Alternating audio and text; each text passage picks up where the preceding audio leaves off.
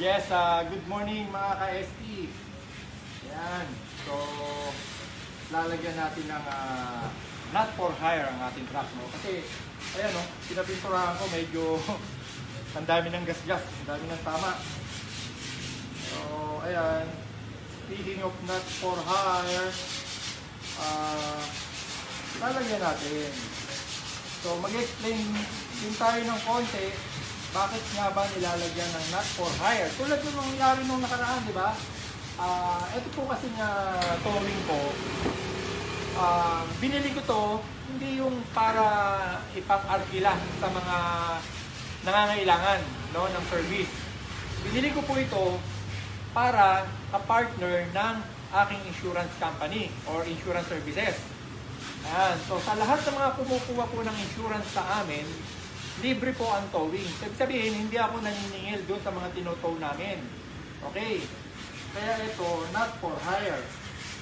Ngayon, minsan, meron din nagbibigay ng pang-diesel. Kinukuha natin yun, di ba? Negosyo pa rin yan, di ba? Pero na-explain lang natin dito, yung iba yung mga towing na nakikita nyo na laging umiikot dyan sa kalsada, naghahanap ng mga tumitirik or nag-aabang. So, yun po yung mga for hire na nilalagyan naman ng for hire talaga ng marking. So, naalala nyo, di ba, nagkaroon ng pagtatalo ang MMDA dyan at yung pick up, no, na tama raw.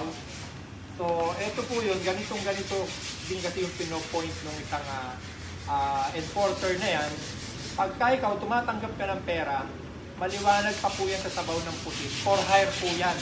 No? Kaso, hindi ka naman naka-registered sa LTFRB, so matitira ka talaga ng enforcer na koloro. No? Naniningil ka tapos wala kang prangkita or wala kang PA, Provisional Authority galing sa LTFRB. No? So, ayan. In case naman nalimbawa, alam niyo naman, meron tayong tinatawag din ng mga emergencyhan. Nangyayari din po sa akin yan or kahit saan. No? Richard, daw naka-insure sa'yo, baka pwedeng patong. O for the sake na lang minsan sa samahan, no? At alam niyo sa totoo lang, bigyan ko kayo ng tip ha, yung mga driver ng mga napapara ng mga importers.